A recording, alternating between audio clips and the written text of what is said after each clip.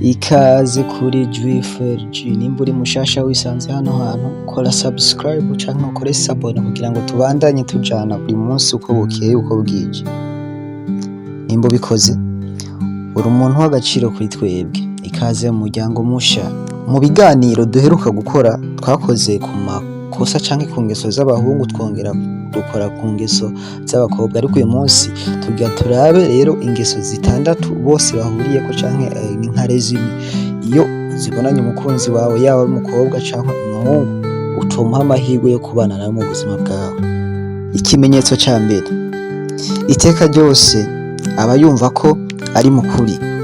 Iyo mugiranye ikibazo we buri gihe aba ashaka ibintu vyerekana ko atakosa afise, hakurondera ikibazo aho kiri kugira ngo mucigeko, we warondera ibintu canke ibintu bimurengera kugira ngo aboneke ko atamakosa afise.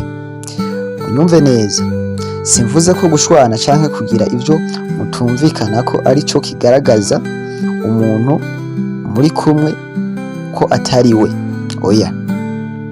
Mbere rimwe biba vyiza gushwana n'uwo mukundana kugira ngo urusheho kumumenya canke murusheho kumenyana, ariko iyo bibaye akamenyero biba bibi cane.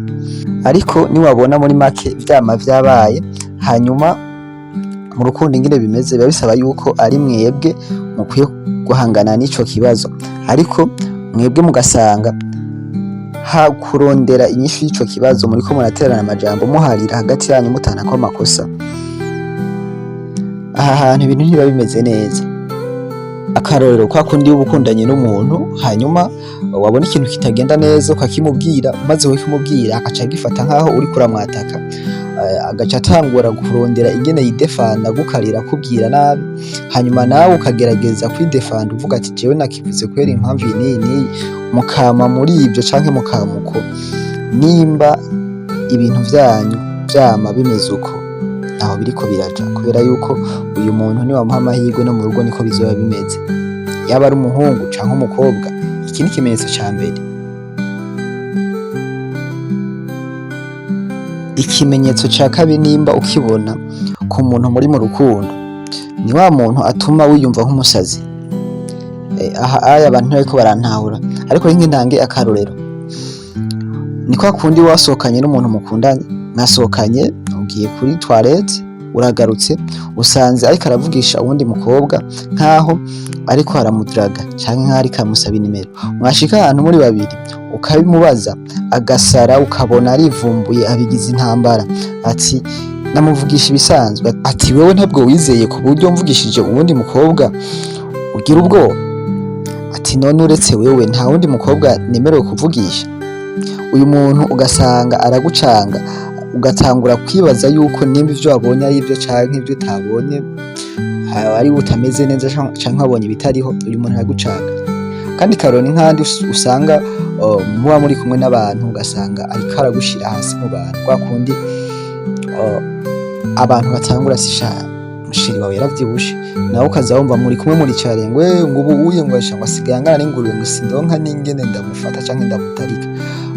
Wowe bikakubabaza, washika ahantu muri yawe ukayimubaza akaca akubwira ati none sindekuriwe kublaga, sindekuriwe kujokinga. Mugabo ugasanga ivyo bintu vyama vyipasa buri munsi.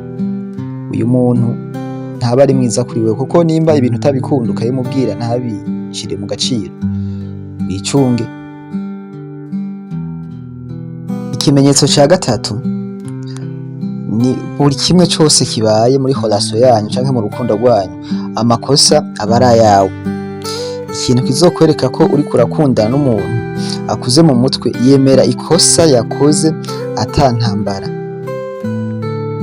Akarorero kwa kundi mwapanze gusohokana shiri wawe, hanyuma ugateba umwanya mutoya, hanyuma abagenzi we bakamuhamagara akaca agenda, hama washika ugasanga siharaza yagiye. Aha ayo umuntu atarakura neza mu mutwe canke umuntu atari mwiza kuri wewe, uramutelefona aravuga ati we watevye, kandi rero naciye nigira n'abajama, ariko ntiyicaye yumvirize ingorane wagize, canke naho akavuga ati yego sheri we watevye, ariko abagenzi bantelefone ikosa narikoze nagiye, ariko ubabarire. Mugabo mukumvikana. Mugabo mu gihe umuntu ahita yivumbura amakosa akagushirako, ntazi ingorane wahuye nazo, ntazi ingene vyagenze kugira ucegwe, uyu muntu nawe kumwitondera. Ikimenyetso ca kane kizokwereka ko wihenze ku muntu muri kumwe mu rukundo canke ku muntu mugiye kurushinga, ni umuntu agushira hasi, ni umuntu atagushigikiye mu vyo ukora, ivy'akazi kawe ntaco biba bimubwiye. Ntuzotangaye numva akubajije ati mbe uyu munsi ntabwo wagiye ku kazi? Ntiyibuka yuko ari n'umunsi wawe w'akaruhuko canke ari day off yawe, wewe abona umenga ni ibisanzwe ibintu vy'akazi kawe.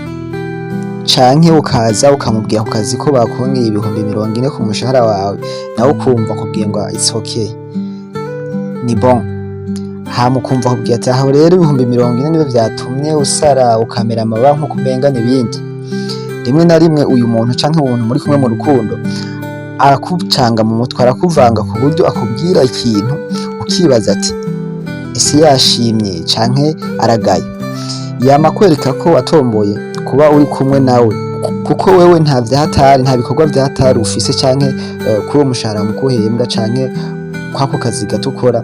Yama kwereka yuko adahari wewe ataco urico, kandi akenshi iyo urambanye n'uyu muntu ibintu yama akubwira rimwe rimwe birakwafekta mu mutwe, biragukorako ku buryo nawe uzosigara ubona umenga nta gaciro ufise mutari kumwe n'uwo muntu. Rero umuntu akubwira amajambo agushira hasi, akenshi haragera igihe nawe nk'ikintu kikunaniye ukiyumvisha ati burya ivyo yambwiye sivyo, ugasanga wamaze kuvyubaka mu mutima. Rero nimba uri kumwe n'umuntu akubwira ivyo bintu wicunge, mu mwanya umuho uzowicuza. Ikimenyetso ca gatanu ni wa muntu bisaba ko uvuga amajambo aharuye. Hamwe muri kumwe utaba wewe uvuga amajambo ufunze ipepo, kugira ngo ntuhave uvuga ijambo rimwe agashavura mugashwana, kandi naho ico kintu coba ari ukuri birangira ari wewe usavye imbabazi, kuko ni kwa kundi nyene avuga ati amakosa yose yama yabona kuri wewe. Kwa kundi uriko uravugana n'umuntu na message, hamwe utoshobora kumubwira ngo urumva ngo je najanye n'abagenzi, ukaza batanga gufata abo bagenzi mwaba muri kumwe iki n'iki, ugasanga uvuga amajambo aharuye ntuba wewe, ukumva wo prefera kuba uri kumwe n'abagenzi bawe kurusha umuntu ukunda. Uyu muntu ntuzumuha amahirwe uvuga ngo mugiye kubakana, kubera yuko bizorangira ubabaye. Ca gatandatu rero arico c'ingenzi kumenya, ivyo vyose mvuze, ivyo vyose nta kintu na kimwe bimubwiye, nta kintu na kimwe ahindura. Urukundo rusaba gukosora amakosa, kandi ku mpande zose. Wewe warahevye ivyo yakubuza, ariko we ivyo umubuza akabandanya abikora ntashaka kubiheba. Uriko urata umwanya muntu wanje. Karite ya mbere ugomba kuraba ku muntu muzokubakana canke muzobana, n'umuntu yiteguye gukosora amakosa, n'umuntu yiteguye kwemera amakosa yiwe hama agakosora, kuko urukundo ni babiri. Ntushobora gukosora uri wenyene hama ngo uwundi ntakosore. Ntushobora kubaka urukundo, ntushobora gufata ubudongo na sima ngo ubiteranye ngo hama ngo bivyare ikintu, bizorangira umunsi umwe vyomorotse bikavako. Nimba bimeze uko canke uri kumwe n'umuntu ameze uko, ushatse wumva utarakomereka cane. Urukundo ni nka taxi, plus ugenda urugendo runini, plus uriha igiciro kinini, plus ukundana n'umuntu igihe kirekire ukamwimariramwo, plus nimwatandukana bizogutwara ikiguzi gikomeye kugira ngo ukire. Mwakoze kumviriza iki kiganiro.